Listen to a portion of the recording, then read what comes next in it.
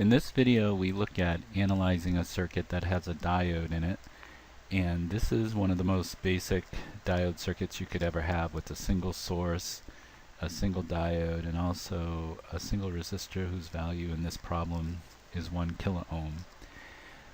But no matter what kind of diode circuit you're trying to analyze, the first thing that you need to do in your analysis is to find the state of the diode. In other words, is this diode reverse bias or is it forward bias? Okay, because the state of the diode is going to have a profound effect on our voltage and current in this circuit, because as we talked about, when a diode is reverse bias, ideally no current passes through it. So since this source, diode, and 1K resistor are connected in series, if the diode is reverse bias, not allowing any current to flow through, ideally acting like an open, well, no current at all would flow in this circuit. But if it's forward bias, ideally acting like a short, well then this entire 1.5 volts would be across the 1K, and we'd have a current of 1.5 milliamps. So that's why the state of the diode is very important, because it's going to determine in this case whether current's flowing or not through all our elements. So one way to find the state of the diode is to use the ideal diode model. Okay, that I'll abbreviate IDM. Last video, at the very end, we came up with this model that's going to help us determine the state of the diode and help us with the analysis of diode circuits.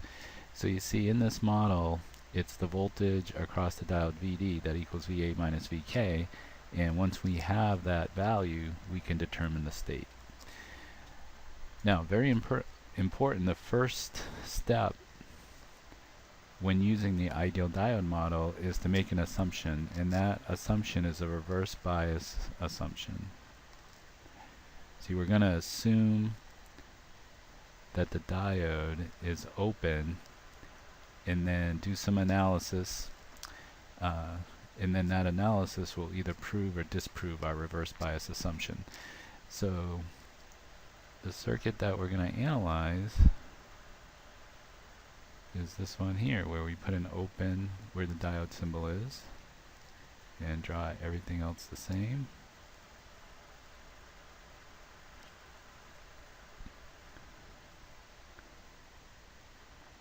Okay, remember this is the anode side of the diode, this is the cathode, right? Remember that arrow, the symbol's anode, the line is cathode. And now in our model, VD, that's the voltage right here across the open. So you see diode voltage equals VA minus VK. Okay, again, this comes from the ideal diode model. And now we just have to do some circuit theory. Let's start with node A. Node A is right here. So VA, that's the voltage at this node with respect to ground. Okay, ground being our reference. Well, as you learned in your circuit theory, anytime you have just a source between a node and ground, well, that node voltage is the source value. So you see here, VA is 1.5 volts. Okay, now VK, that's the voltage here at this node with respect to ground. And that's the same as the voltage across the 1K. So you see here, VK equals the voltage across the 1K. And there's no current flowing through this 1K, and therefore it has 0 volts. Okay. So VK is just equal to 0. So VD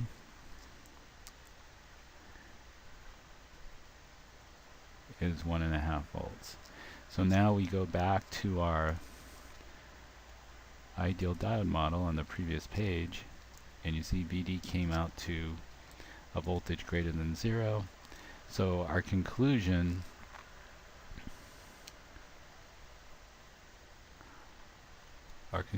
is that the reverse bias assumption was incorrect and the diode is truly forward bias. And if it's forward bias, it's ideally acting like a short. So as I mentioned earlier, if the diode's acting like a short, this entire 1.5 volts would be across the 1K, and then the current through the 1K would just be 1.5 divided by 1K, which is 1.5 milliamps. And that would be our diode current, since the diode and the resistor are connected in series. Okay, now if you remember when we talked about the basics of a diode, that basically a diode is a voltage controlled switch.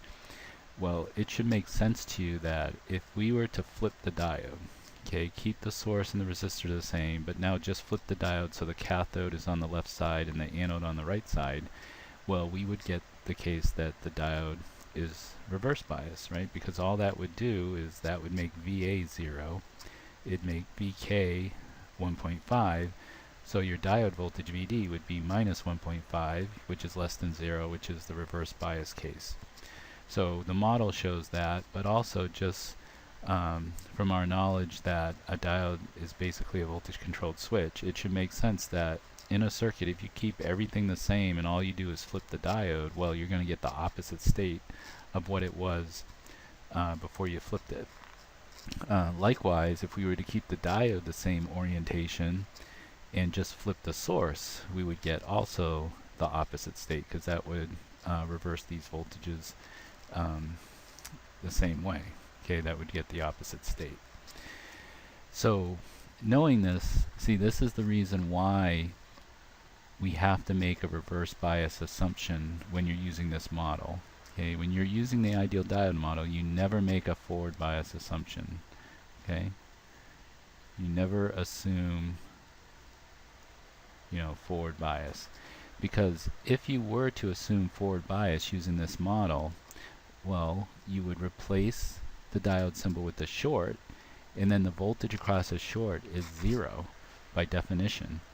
So what that means is that no matter what orientation this diode was at, you would always get the same answer from the model, that the diode was forward bias, right? Because if VD equals 0 in the model, that tells us forward bias, but that doesn't make sense, because we know, again, from the basic operation of diode, that of a voltage controlled switch, that if you change the orientation of the diode and keep everything else the same, well, you're going to get the opposite state.